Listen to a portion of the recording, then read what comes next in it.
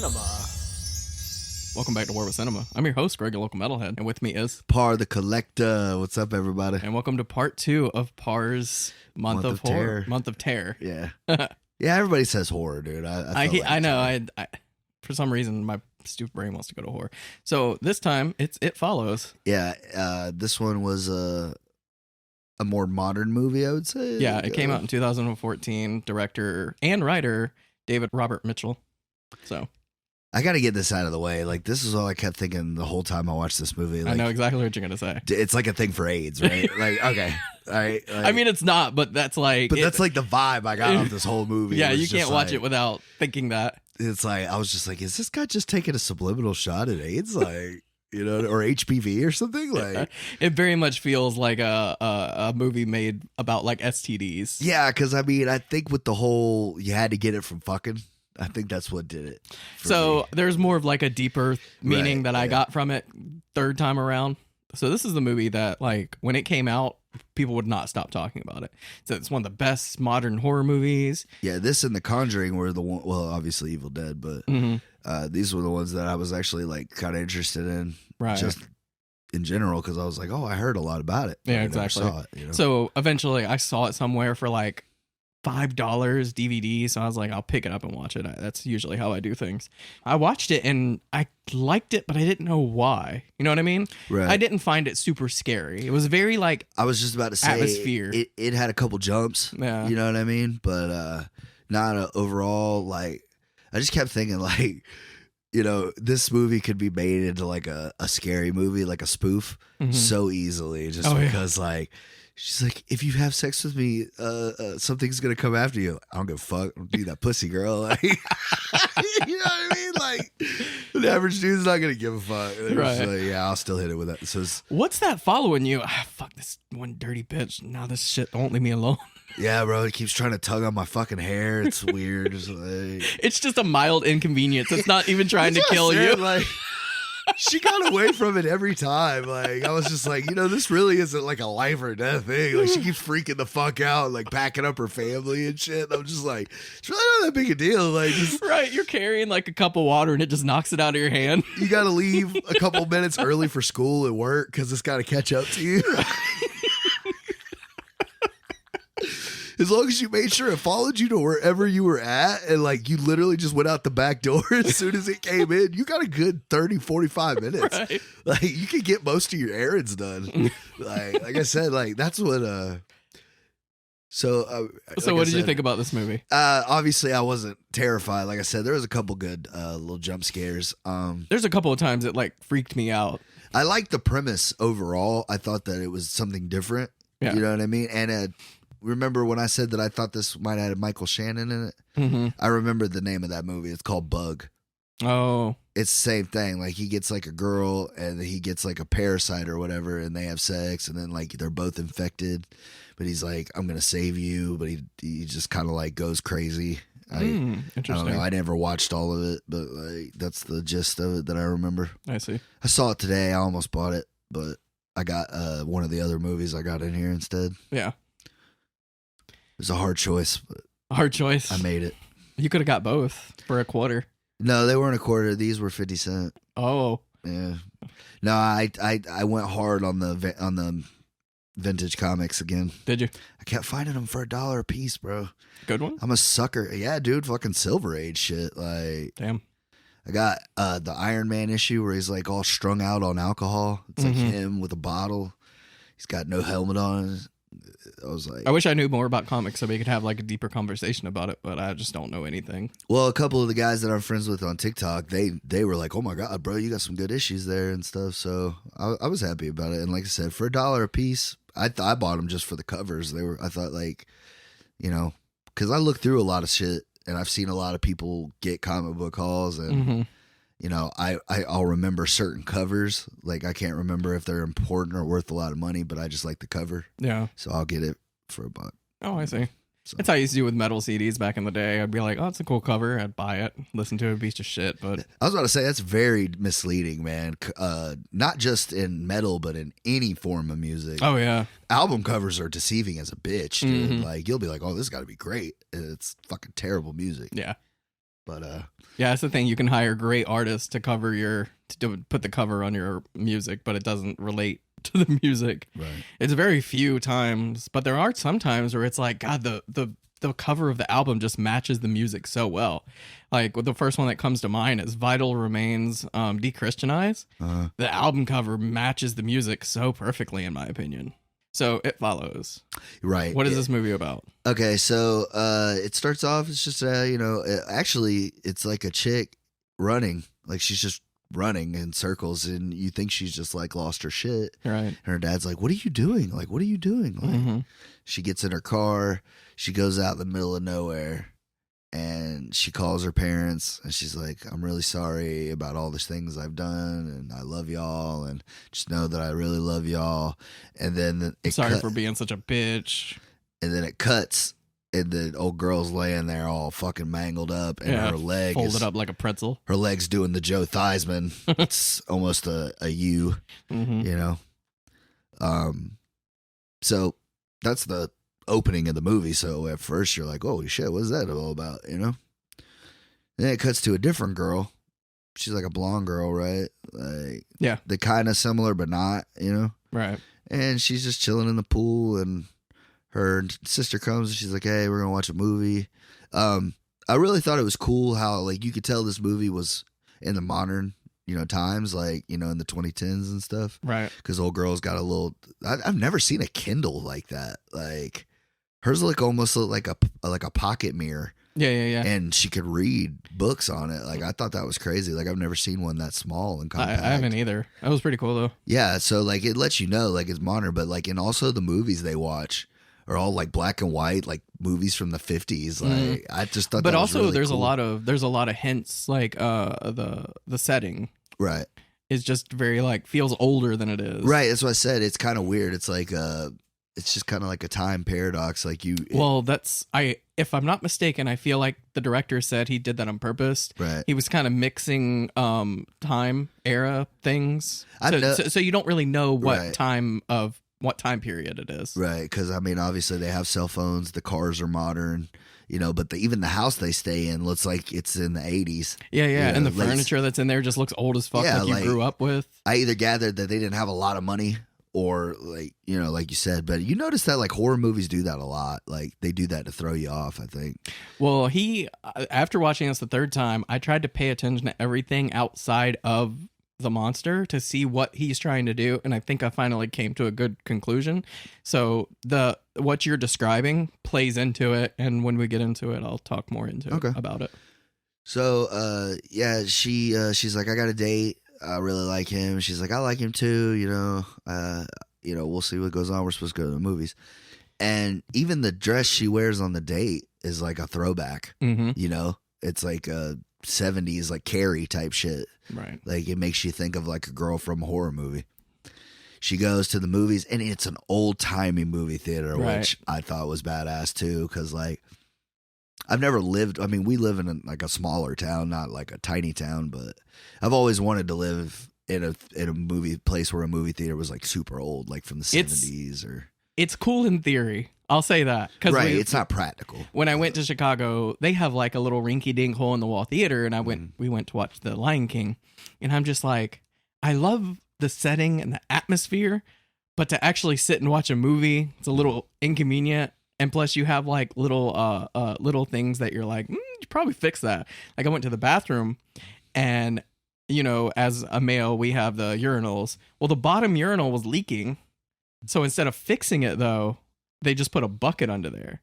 So all these dudes just like piss and shit are just leaking into this bucket that's just sitting there. And I'm just like, this is pretty nasty. That's part of the experience, bro. Yeah. No, definitely 100%. I felt like I was in a movie. It's very chic. So it adds to the atmosphere, but like you said, practically, it's really uncomfortable. Well, even when I worked at Muggs, I mean, that building was falling apart. It had been open for as long as I could remember. Right. And my dad was like, yeah, man, I'm pretty sure that place has been around since I was in like, my 30s. They never updated it. Right. And like, that's the thing, they make enough money to pay the people and to make a little bit of profit.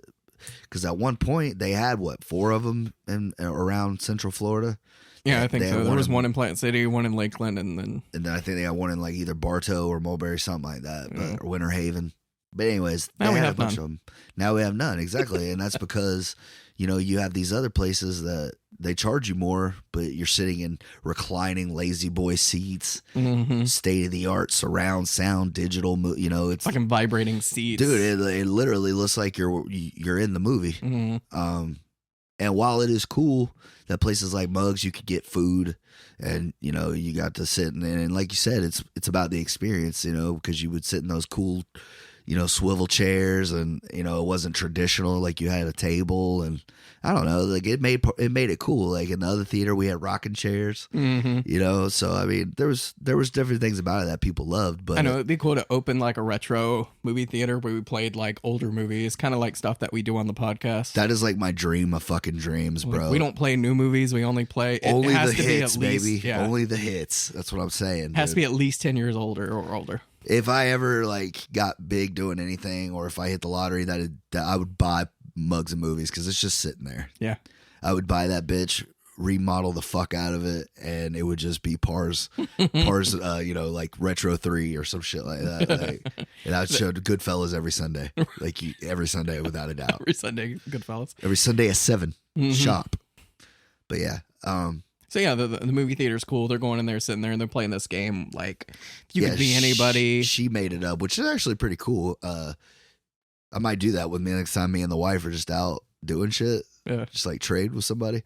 But yeah, you just pick somebody in the crowd that you would trade places with, and another person has to figure out who it is. right. And he's like, "All right, I figured it out." She's like, "Who are you talking about?" He's like, "The girl in the yellow dress." No. And she's like, "What girl in the yellow dress?" And he looks again, and he gets all worried face. And he's like, "Let's go, let's go." She's like, "Did I say something that bothered you?" Is your girlfriend's there? Ex-girlfriend there? He's like, "No, I just like being outside." He's like, "I feel sick. I felt sick. I just had to go. I just like being outside more." So they go and they get something to eat, and they're laying there, and he takes her out to the water, and they're laying on a blanket, and they start making out, and then she's like, "Let's go to the car." And adult things happen, and she's like laying there in the aftermath of it, She's talking about the experience of having sex for the first time or whatever, and how when she was younger she used to imagine going on dates and riding in cars with her friends, and then he just chloroforms her ass. Super sketch. But I feel the little speech she's giving plays into the movie and what it's trying to say, so that's the reason I tried to mention it. So yeah, he chloroforms her, ties her to a fucking wheelchair, wheelie chair. takes her to like an abandoned building or whatever that's near where they were at, I'm assuming. I guess. Yeah, because their car's parked in the same spot when he goes back. And he's like, "I'm only doing this to show you it's real." And fucking that was, I ain't gonna lie, that was the creepiest part of the whole movie. Yeah. Could you imagine just being tied up and someone is just coming at you and you don't know why, what, you can't do anything. So fucking uneasy. Really was. And but yeah, like it was just. So yeah, he shows her that it's real and then drops her off at her house. She's still fucking bonded and drives away. Of course, they call the cops. That wasn't his real name. The house he was staying at was abandoned. Right. Eventually, they found a picture of him with a Letterman on from high school, or a girl he's with has a Letterman on in high school. They go to the high school. They look at the yearbook. They find out who he is. They track him down, which is the crazy thing. And his mom's just like, "Do you and your friends want to come in?" And they're like, "It's a real dick move, bro. Why would you do this to our friend?" And he's just like, "I'm sorry. Somebody did it to me. Just fuck somebody else. Like, just get your girl. It's no problem." Just They're like, "How did you get it?" He's like, "Some bitch in a bar. Like, I don't even know her name. Like, I don't even know what she looks like." Right.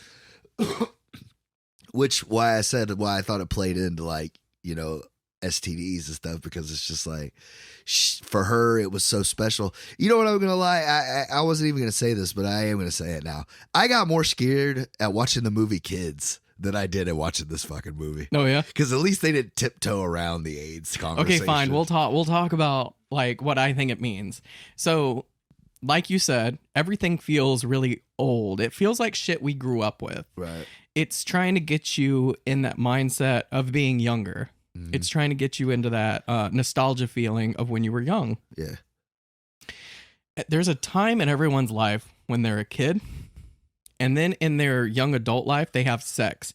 And it's almost like your passage into adulthood, right? Right. But along with all that sex, there comes emotional baggage. Right. Like you've had sex with, a few people. I've had sex with a few people. And you have all this like emotional baggage from those past relationships.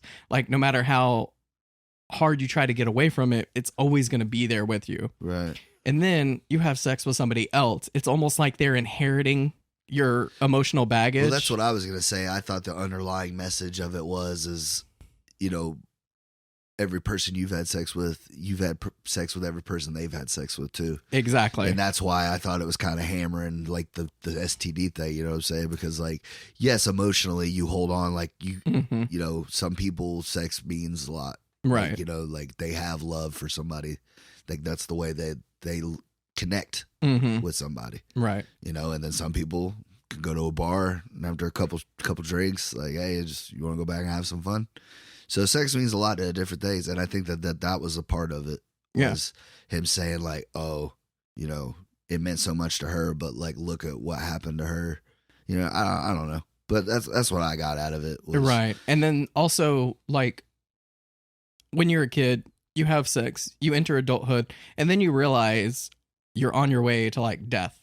Death is something none of us are going to escape. It's something that's always going to be with you. Yeah. So that's why I think it shows like the older people. Like she showed the older lady that was chasing her. Like I felt like she represented death, and the thought of death is always there. It's always quote unquote following you. I ain't gonna lie. I thought like the third act would be like the real, like the reason, why it started. You know what I mean? Yeah, like yeah. The person zero. Mm-hmm. Like I thought that's where it was gonna go, but it didn't go that way. Yeah. The boy across the street who, I ain't gonna lie, the whole time he was there, I was like, he's just trying to help so he can smash. Yeah. Because the little friend, the sister's friend, like he loved her to death, and she wouldn't give him the time of day until it was too late, or she thought it was too late.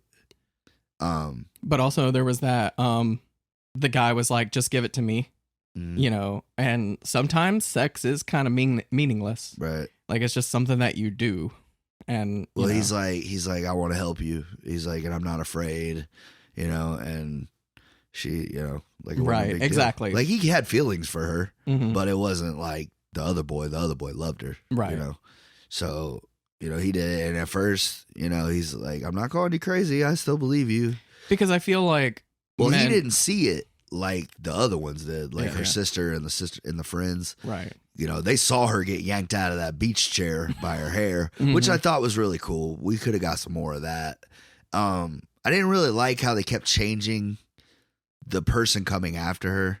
Well, that's why I was saying it represents the emotional baggage from past relationships. Right. And the one that ties all this, what I was saying, together is when she was in the pool, they finally figured out how to like try to get rid of the monster is going into a pool with a bunch of electronics to electrocute it to death or whatever. But who was the guy that was following her? It was that that was her father. Yeah. Because in the beginning of the movie, you've seen pictures of him with her around her bedroom.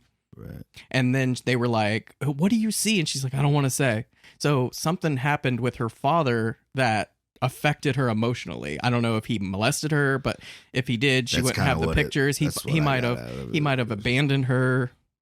We don't know what happened, but he was a part of her emotionally that she's struggling with. So that's why, like, the different people are the different things chasing you are different people in your life that are always like in the back of your head. Sometimes you're going through life and just like someone from your past pops up in your mind and you're like, I don't know why I'm thinking about this, but like deja vu. Kind of. Yeah. Sometimes you'll see something or hear something, like hear a song. Yeah, exactly. While y'all were dating. Right. Type of deal. Like shit. so and so. That reminds me of so and so, and then it you takes start. me back to this, you know. Yeah, exactly. Where So you're at in life. that's kind of what I got from it. So.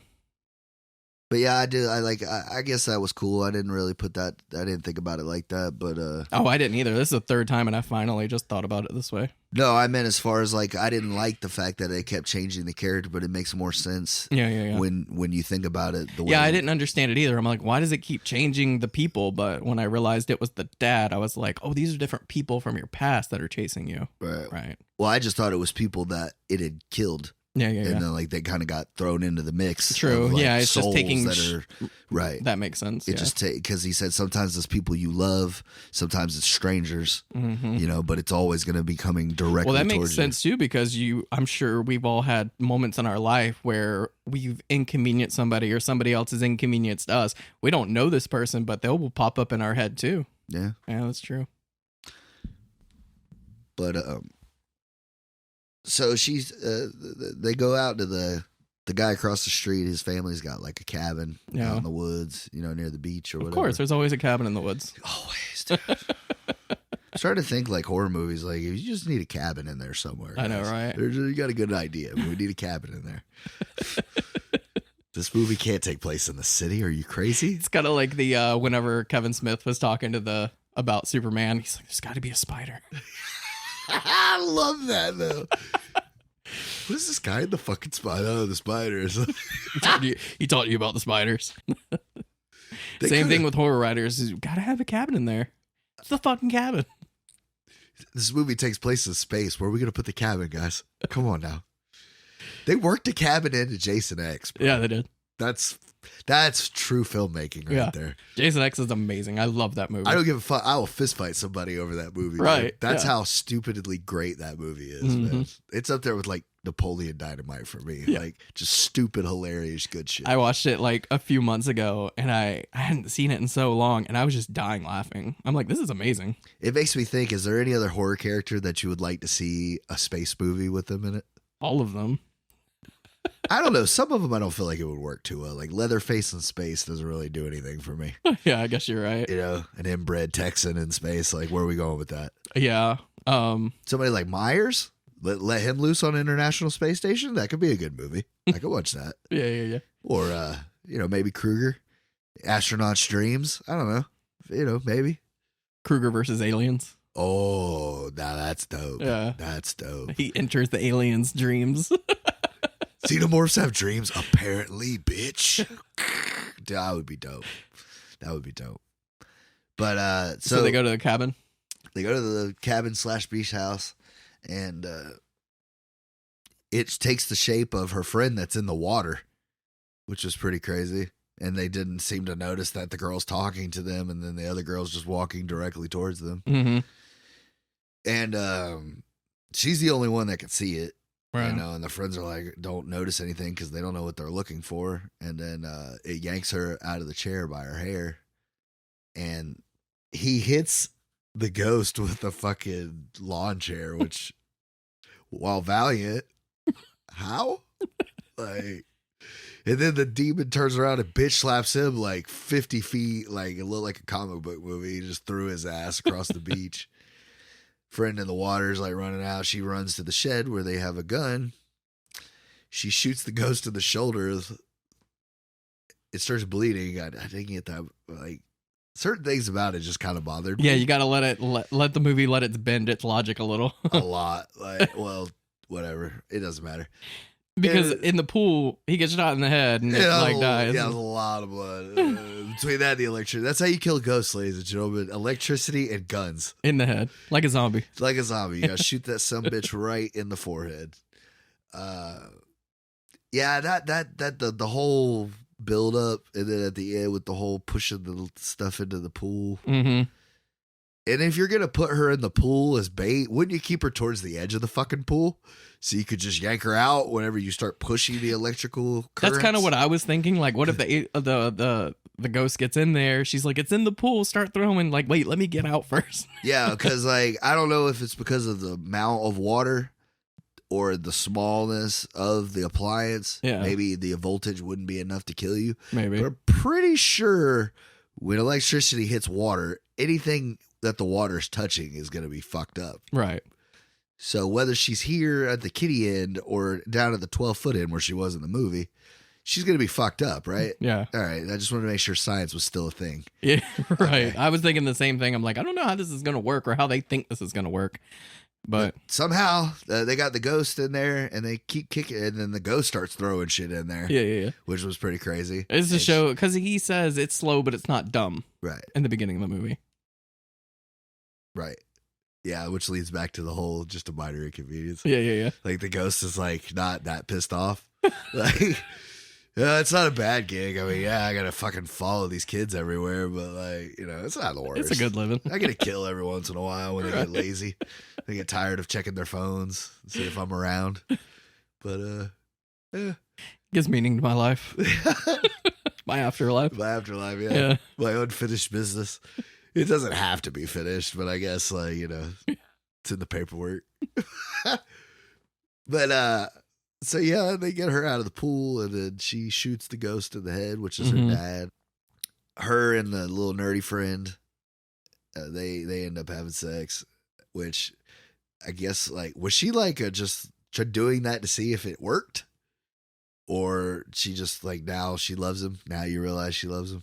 I guess. I'm not really sure why they had sex, but you know. And the movie just kind of goes like, now they're together and now they're looking for ghosts together. Pretty much the gist I got off of it. Yeah. Oh, it did kill the boy across the street. Right. It looked like his mother, which was weird. That raped him to death. Yeah. Yeah, it was pretty weird. That was weird. But What are like you I doing, said, Mom? it plays into the whole like emotional shit that you're dealing with. Like, apparently everybody in the suburbs was getting touched inappropriately. I mean, didn't they? I didn't. I didn't either. So, but not, you know, talk to somebody if you did. Right, exactly. But but at the end of the movie, when they're walking on the sidewalk, you seen the person in the very back. Yeah. Yeah. So is it following them? Is it following them still? But well, that's the thing, is it's always going to be there. Yeah, because he's like, I liked you too. He's like, why'd you fuck him? Like, I would have loved to have had this thing follow me. Yeah. Because like he didn't give a shit. Like he was down for the cause. Yeah. Because I thought the same thing the first time I watched it. I'm like, oh, it's zombie AIDS or zombie herpes or whatever, Right. and you just have to pass it along. But then I'm like, there's got to be more to this movie than just that. So I'm sorry, I was but trying to like, watch it. Would they go confront Jeff, the guy that gives it to her? Yeah. And they just like have a heart-to-heart little powwow in the backyard. Like he just explains a couple more things and then they're just leave. Like, fuck it, we're gonna beat the shit out of this guy, right? Like he's getting the fucking beats. He right? didn't rape her. It was all consensual. So Yeah, well, yeah, you kind of should have mentioned, hey, by the way, my dick has a demon in it. Yeah. You know? It's kind of like having sex with someone and be like, oh yeah, I have herpes. Yeah, like that's why I thought it nailed home the whole STD thing. That's like, true. Yeah, sorry, I just gave you AIDS, like full blown. My bad. Sorry about that. That'll ruin your week. Right. Like, yeah, that guy should have definitely been fed some fucking fists. I think so too. Yeah, maybe they did. They just didn't show, but I doubt it. It's not the vibe I got off of this crew. But I did. But like, if the demon does get to you, it goes back to the previous person to kill them, and then it goes back down to the line. But then, isn't there like a patient zero, like you said? That's what I'm saying, though. You know, like eventually. Where does this end? I'm about to say, did they just keep going until they get to the person that killed him, or whatever? Right. You know what I mean? Yeah, that wasn't really explained. But I think it's a deeper movie than that, than just the demon following you. I think it's a testament to the emotions that follow us in our life. Yeah, it wasn't. I didn't think it was a bad movie. Yeah, I didn't think it was the scariest movie. No, it's to me, it's more of a thriller. I would think more than a horror. Yeah, that's why horror movie. That's why this one was the quote unquote suspense horror. Right. I thought you were gonna hate this one because you always mention how you like we're always scared about sex and getting something from someone, and I was like, well, this is right up his alley. Well, that's why I said the movie Kids scared me way more because that shit was like fucking real life. Like, you know, I haven't seen that one, but oh, dude, if I ever find that bitch on DVD, I'm gonna get it for you. I've heard of it. I just haven't watched it. It's a fucked up movie. Yeah, that's what I hear. Yeah. So, but what'd you think of it, fellas? 1 out of 10. 1? I said 1 through 10. Oh. Out of the par scale. Give it a 6-1. 6. Give it a 6-1. 6-1. Yeah. I recommend this on another level. Like, if you can look deeper into it and what the director is trying to say, it's a really, really interesting look at us as humans and the emotions we deal with and the stuff that does follow us. But for the emotionally, casual horror fan, no, I don't think they're gonna get much out of it. Like it, yeah. No. Like I said, not a bad movie, not a bad watch, but not something that I would like go back for. I watched it 3 times and I think I'm good now. I don't know. I kind of like the new vision I have on the movie, so I might go back and watch it again. Who knows? Yeah, it might be one of those things, you revisit it every once in a while. Yeah. Probably find something a little extra to get out of it. Right. Because he did add a lot of, like you were talking about, like the scenery, like you don't really know what time period it is, but like I said, he's trying to get that nostalgia feeling from when you were a kid. Yeah, when you explained that, it did think that like that, because like that's what they're going for. Like you go back to like your first date or your first this or serious girlfriend, and like and then you have sex, and then like it just everything kind of changes in your life. That's true. It does, because you kind of feel like you are an adult at that point. Yep. Even though you're nowhere fucking close. Not even close. But in your mind, you're like, shit. Only thing I'm got to do is pay taxes. Right. Get a job. It was just like my dad. So, right. But yeah. Next on the list is Blackcoat's Daughter. You said this is a weird one, right? Like, this is very weird. It's an atmospheric horror movie. And it's slow. I'm going to tell you that. It's slow, but kind of like what's that movie, Mandy? Mm-hmm. You know how it was really slow in the beginning and then it kind of like picks up. Mm-hmm. Kind of the same thing. Okay. Once it picks up, you were like, oh shit. So, all right. I watched it. My brother recommended it to me, and I watched. I'm like, what the fuck is this movie? And then finally, I understand what it was doing. I was like, oh shit, I really like this movie a lot. I'm excited for that one. Yeah, I like that each one's been different. So it's a different version, a different genre of horror. And I like that. So yeah. So I'm looking forward to it. So we were gonna show each other what we got, right? Yeah. Our little pickups. Yeah, I got a little DVD haul. You can go first. All right.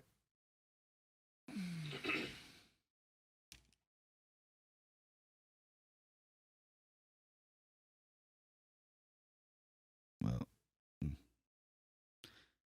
you wanna give me the assist here? Are we doing it live? Well, not live, but I was gonna do the TikTok of showing everybody, because I left this out of the haul I got today that I made for TikTok just for this purpose. Oh, wait. Damn. Glad I thought of that. Let me see that. I don't want to put this on mine.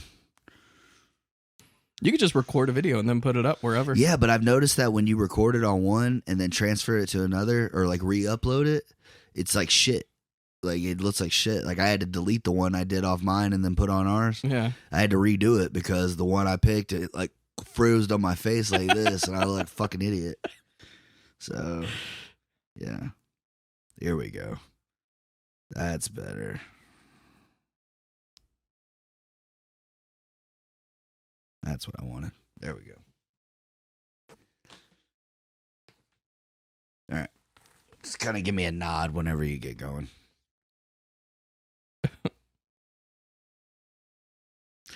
So this is the movie we did on War with Cinema today. The podcast we did, It Follows, which, like I said, listen to the episode. You'll see what we did. But this was my mail call movie, dog. I got Zack Snyder's Justice League on Blu-ray. I didn't get the Steelbook, and I knew you were like, why didn't you get the Steelbook? But it was $10 more, and I'm a cheap ass. Yeah. I got Platoon today for $1. Nice. That's a good movie. And I got Dunkirk for 50 cents. And Street Fighter, dude. Had to. Nothing but war movies today. Even Street Fighter, technically. There's a theme. There is a theme. But that's what I wanted to show. There you go. Nice. I'm surprised you got Dunkirk for 50 cents. They really didn't want that movie, dude, huh? It's like the double disc special edition. Like, it's got the special features DVD in there, too. Oh, nice. I have it. I still haven't watched it yet. I need to sit down and watch it. It's exactly what it is. Like, it's got a great cast and all that shit. And I'm just like, man, don't have any, because war movies to me are just kind of like drug the fuck out. Right. I was thinking that too when I was watching Predator last night with the wife. I'm like, as much as I love Predator, this war shit is kind of you never watch a quick war movie. Nah. Like the quickest war movie I can think of is like probably Lone Survivor or Fury, and that's still 2 hours. Right. You know what I mean? Yeah, I tried watching. I got through Apocalypse Now, and it's like I love it. It's beautifully shot. It's like a Godfather of war movies. Yeah. It's like 3 hours. It like, is, yeah. Why? And I have the Redux, so it's even longer. Yeah, Just like, same damn way. it, Francis. You just pretty much have like Marlon Brando blabbering nonsense for 45 minutes. Yeah. It's pretty much the only difference I gathered from the movie. But So I got a what'd few. you get? I got a few. First one, Promising Young Woman. I heard about that. Heard about it? It's really good. I'm gonna put it on the podcast eventually, and we'll talk about it. It's really, really good. I love her. Charlie. Mm-hmm. Charlize. It's a really good revenge movie. This one, Neon Demon. I'm sure some people saw it posted on the Instagram. It's a cool cover. Yeah. So I actually have a plan for this one. So we're getting through horror, Mm-hmm. the month of horror, and then we have the November Greg's month of horror. month of horror. In December, we decided we're gonna do some Christmas movies. Yes. I'm so excited about that. Yeah. Me too. But in 2022, I'm gonna kick off the year with an Obsession trilogy. 3 movies. All right. And since I lifted the already seen ban, I'm going to give you something you've already seen. Right. But we're going to do Whiplash, Mm-hmm. Black Swan, and then I'm going to finish it off with Neon Demon. My wife loved Black Swan. Yeah, it's really good. She I love it a loved lot. it. Darren Aronofsky, shout out. Yeah. Love The Wrestler. That was good. So yeah, we're going to do Neon Demon in 2022, and I'm fucking excited. I watched that on a whim, and I fell in love with that movie. So good. Remember that movie Stalker that you love to shit on so much? Yeah. That director, I bought 2 more of his movies. He made 2 more movies. He made 12 movies. Why? Solaris and Ivan's Childhood. What do they run about 3 hours, 4 hours? Andrei Tarkovsky. Yeah, probably, yeah. A lot of visual porn. Probably. Yeah. I'm telling you, that guy and the guy that made The Revenant, like, they hang out. I'm excited to get more into his filmography. I've only seen Stalker, so I'm excited to get into these. Probably won't put them on the podcast because I probably won't want to torture you like that. But they're gonna. If they're good, like actually good, not like not like what you like about Stalker in them. Like if they're like actually movies that you think I would have an interest in. Let me put it this way: they said Stalker's the easiest one to get into of his Oh yeah, movies. fuck, absolutely not, absolutely not. I've never told you no, but no, fuck no. Fuck no. Yeah, so I've been pulling the trigger on buying his movies up. I'm gonna. I ain't gonna lie, man. I haven't had that hard of a time getting through a movie, period. And God knows how long, dude. Like that shit was tough, dude. And tough. just to think his other movies are even harder to get through, or longer, or like, longer and harder. Just I don't feel know. like that's torturing people at that No, point. I think it's art. I think the way he does movies is art. That Like very- I feel like you have like different. We were talking about it not too long ago. You have movies, you have films, and then I think there's a third option where you have like art films, yeah. and that's where this guy lies, and that's where I'm trying to dip my toe into a little bit more. I'm trying to think of a movie that's kind of like that, but I still enjoy it. 2001: A Space Odyssey. I don't enjoy that movie. though. That's the most like well-known art Right. movie. I've heard people say The Wall, and stuff like that, but like, I Yeah, don't know. it's just not your cup of tea. Maybe not. Yeah, just not your thing. But it's Maybe- my thing, so I want to check it out. Yeah, maybe one day we'll find one for me. Yeah. Did you told me you watched the gang, what is it? The Gangs of Newark? Oh, the Many Saints of Newark. The Mini Saints of Newark. A Did you like Sopranos it? Tale. Did you enjoy it? I did, but I could see why a lot of people didn't. Yeah. Unless you're like a diehard Sopranos guy, all the little Easter eggs, the little references, like that's for them. So outside of that, I don't see why anybody would go see that.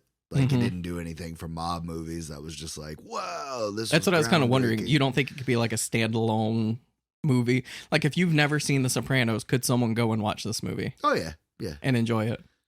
Oh yeah, I think so. Because, I mean, it is just like, I mean, that's the thing about it. Like, if you take the Sopranos element out of it, like, it really is just a bland-ass mob movie. Right. So, like I said, if that's your kind of thing, if you love mob movies, like, it doesn't matter, then, yeah, you'll still enjoy it. But, yeah, so like, I'll probably like it. Yeah, I mean, it's got good dialogue.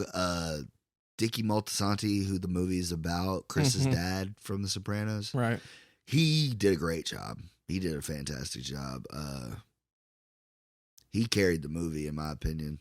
Had a lot of big time like cameos and stuff, but nobody that really knocked it out of the park. Like Ray Liotta did okay. I heard Joey Diaz was in it. Yeah, Coco, he's not in it much. Oh, I see.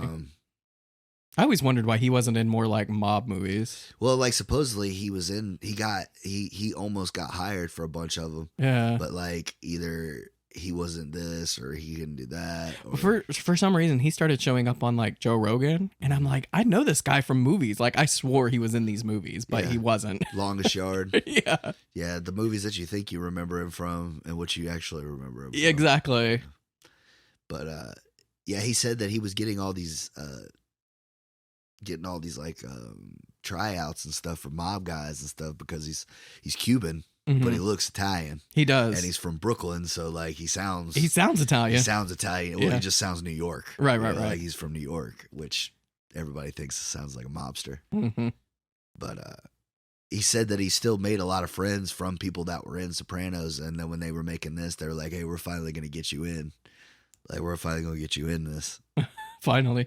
Well, I feel like they misused the shit out of John Barenthal. Like, he played Tony Soprano's dad. Oh, yeah? Yeah. Misused him? I don't know if they misused him. Maybe didn't use him enough. Yeah. Same thing with the guy that played Junior. He's been in a ton of stuff. He played, he was the bad guy in Ant-Man. Right. He's been in tons of shit. But he's a good actor. And he did an okay job. Like I said, it just really, like I said, if you love The Sopranos, you're gonna like it just because it's something cool, right? You know, but also kind of feel like it was mismarketed a little bit because they make it seem like it's more about his son or like him as a kid, and it's not. Like he's just kind of like a background character. Oh, really? Yeah, that is very mismarketed because that's what I was thinking. Yeah, I was like, oh, this is about him into the life of crime. Like he doesn't really do anything that bad. Like, it's just little stories from the show that, like, kind of gives you, like, oh, well, that's what that looked like when they're saying, oh, you did this or you did that. You know, you don't really see Tony do anything crazy in the movie. I see. That kind of, like, takes it down a little for me wanting to see it. Yeah, if anything, that's the shitty part about it for me. That's what I got mad about and why I've always had beef with this fucking guy, David Chase, that made The Sopranos. All you care about is you, bro. Like all you've ever given a fuck about is the money because that you don't end a show like that the way you did. You know what I mean? Yeah. And then you waited until the man died, so now you can't give it justice.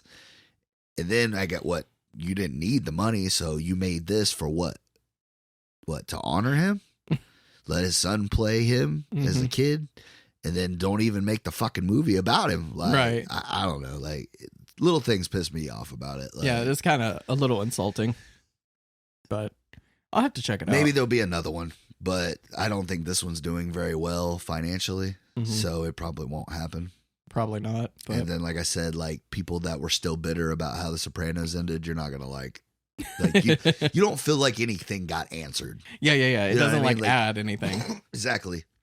I haven't watched the Breaking Bad movie because of that, because they said that if you're a fan of Breaking Bad, you hate the movie because all it really did was tie up how Jesse felt. Like he didn't get anybody else's closure, really. You know, Walter's still dead. You know, like that show was perfect the way it ended. And then like they just felt like going another route because they're like, oh, well, this is kind of like what you loved. It's the same franchise, but we just kind of made it less good. Right. Well, that's why I liked where they went with the Better Call Saul. It was just kind of like a spinoff of the show. Like, see, I couldn't get into that either. Though. I heard it was pretty good. I got into it a little bit. The first season, but like we talked about that too. Like, if I got to get through a fucking season of something before I enjoy it, like, well, why am I watching this? Because this stuff follows. It's better, kind of like Game of Thrones. I heard a lot of people got disappointed with that shit too. Yeah. HBO has a kind of, we'll knock it out of the park until it matters, and Yeah. then we kind of drop the ball, literally. Yep. Every show that I've watched so far is like that from HBO. I ain't gonna lie, the only one I've seen from HBO that I kind of enjoyed, I thought the endings were suited for it, was Entourage, which they made a movie that they didn't even need. Same thing with Sex and the City, like that ended good, but they went back for more money, so they made 2 fucking movies out of that. Yeah. Boardwalk Empire ended fairly. Like, I felt good. I need to sit down and watch that, but I got to finish The Boys. We're on season 2. It's amazing. I hope they don't stop making that show. Like, they have like so many comics to go from as source material. So really? This could have like 8 seasons Oh, wow. if they wanted it. As long as the writing stays up to par like it is, because I think it's great. Well, I think that's why it takes a little bit, because they only do it like once a year. Mhm. So they take their time when they make it. And Yeah. it looks fantastic. Yeah, it looks fantastic. The writing's great. I really enjoy it so far. You said you watched Venom versus Carnage also. I loved it. You loved it? Yeah, I'm not going to give any spoilers. I loved it personally. You're not going to be happy, but I will tell you this, and I may get a lot of flack for it, folks, but I'm going to be honest with you, man.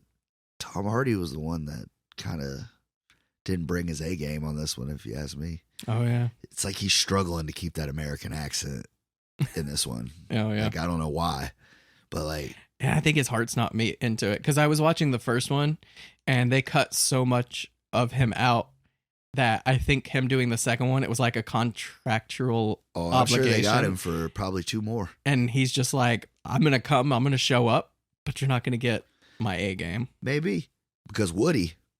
Killed it. Yeah, but Woody always brings his A game, no matter what. I've seen some shitty movies where But Woody he's is great in killing it. it. Yeah, he's great in it. That movie I was telling you about, Kate, he's in it for a small bit, and he Is he? kills those little parts, small little parts. I didn't but he give a kills shit it. about those Hunger Game movies, but he was good in those. Yeah, I agree. No, Woody is phenomenal. Right. He's top 10 actor for me. Yes. But it was cool, man. It was kind of like you could tell he dug back in for Natural Born Killers on this one. Nice. So you kind of get a little bit of that shining through, and it was fun. Like if you don't go full comic book nerd, which you don't have that problem because you don't read this shit like I do. But Yeah. the only people that I felt like were gonna have a lot of problems were people that were like diehard comic book fans, or just want to see a rated R comic book movie. And if you're gonna take a swing for a rated R, this was the one you do it. Yeah, but it's PG-13. I know, and maybe we get an uncut version. But I was feel waiting like, for that for Venom, and we never got it. I feel like they pushed that PG-13 as hard as they could without just straight up blood and guts. Like it was good. You know what I mean? My son was able to go see it, and I get that. That's why they do that. Right. Because it is cool that you get to take your son to see stuff like that. Right. And he's been pretending that he's had an alien symbiote in him ever since. I came around the corner the other day, he said, "Oh no, Dad." Like he was Venom. Like it was hilarious. Like, well, that's cute. At least you had that from it. Right. And if that had been a hard R, you know what I mean? Like he obviously wouldn't have been able to, I mean, he could have seen it, but I would have scarred him. You know what I mean? Because Venom, if you read the comics, is a terrible character. Like he does some horrible things in the comics. I watched Guyver when I was like 10. Like that's like a gross kind of thing, though. This is more of like a shit that'll give you nightmares. I don't think so. I think it'll be fine. Demon Knight. I watched that when I was like around that same age. Maybe. I guess it depends on the kid, Yeah. honestly. But like, I don't know, man. I mean, In the comics, I've watched him eat grandmothers and shit. Like, yeah, I'm not going to tell you how to raise your kid and what he should or shouldn't watch. Right. So that's not my place. But I get that that's why they went that route, because they want kids to still be able to cash in on it. But I think that it shouldn't just have to be Zack Snyder directing a comic book movie to get an R rating, because I think it can prove it can still make money. Look at Deadpool. Logan. Look at Logan. Logan is one of my favorite comic book movies. It's in my top 3, and it is fantastic. And it's the Wolverine movie we all wanted to see. Right. See those claws cut dudes' heads off and go through people's jaws. I'm glad he was finally able to do it before he retired from Wolverine. Man, like if we wouldn't have got that, nobody in the world would have been happy with what Hugh Jackman got to do. Yeah. Even Hugh Jackman said it. He's like, "Man, this is the one I wanted." Mm-hmm. He goes, "That's why I was able to make my piece and hang it up." Yeah. He goes, "Because I got Ryan Reynolds calling me every fucking day, trying to get me to pop up in one of these fucking Deadpool movies," and I'm just like, "No, I'm good, bro. Yeah. I do musicals now." I was good. watching their internet beef, quote unquote. Yeah, they is love each fucking other. hilarious. Yeah, they love each other. I know.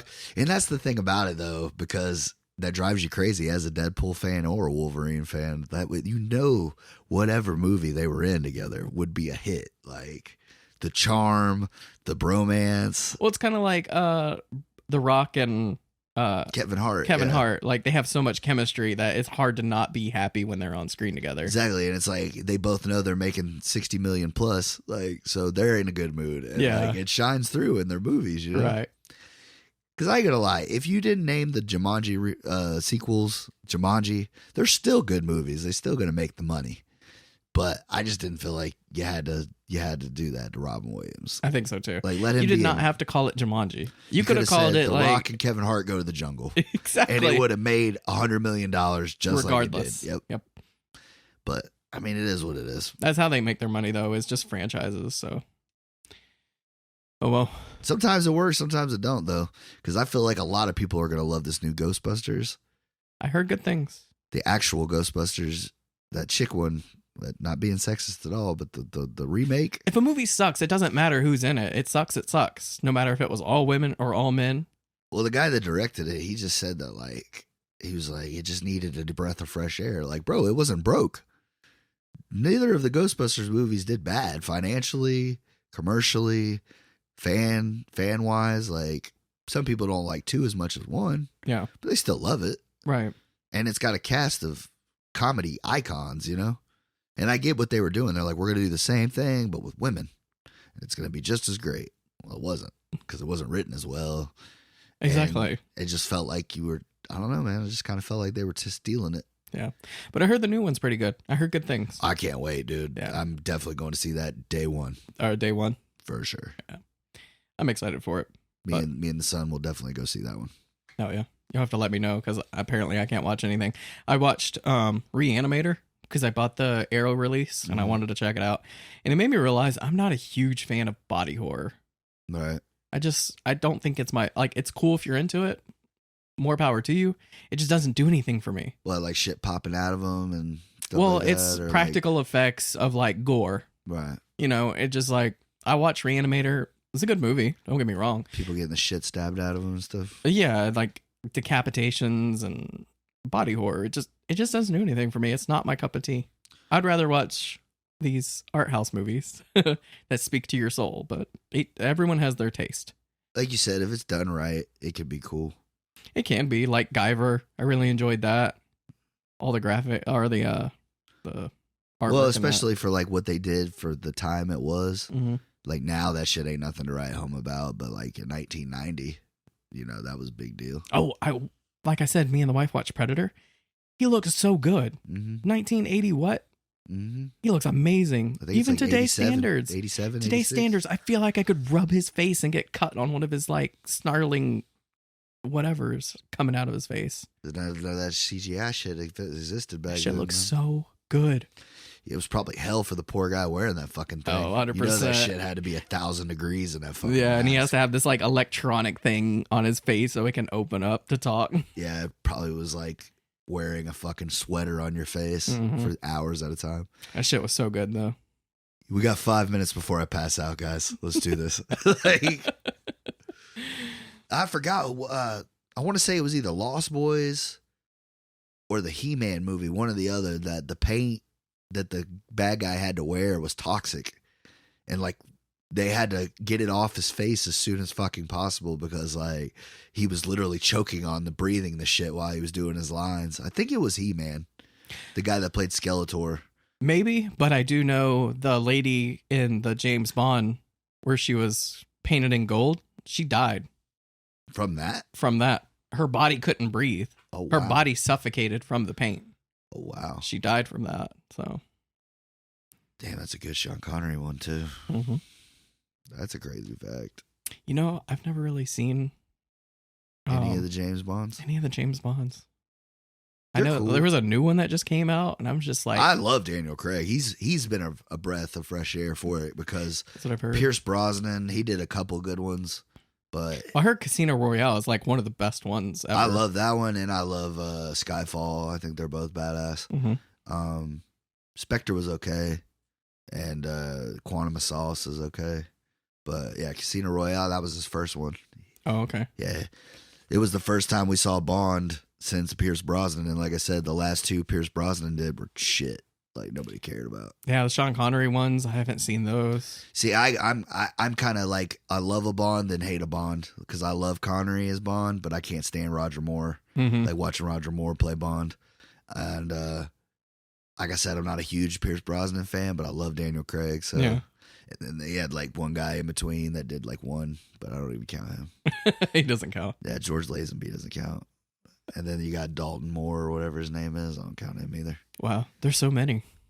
Well, like I said, there's really, in everybody's mind, now there's 4, but there was only 3 Bonds. Oh, okay. You had Connery, Moore, and Brosnan. Mm-hmm. And now you got Craig, but before it was 3. Yeah. Who was your favorite out of the 3? And Sean Connery was just so fucking smooth.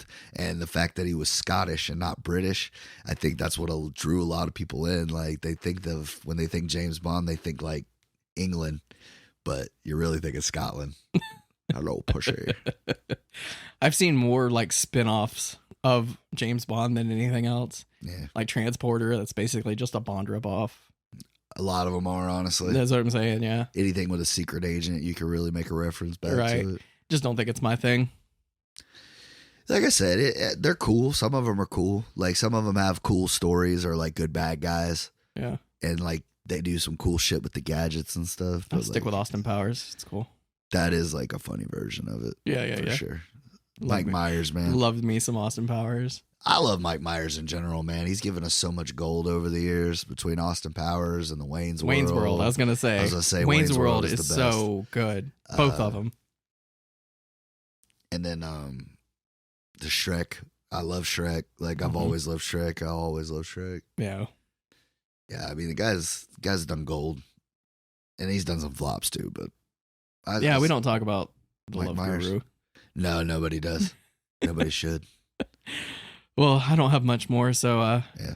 Next time, Yeah, next week, man, we're gonna do another scare movie. Black Coat's Daughter. Until then. See y'all.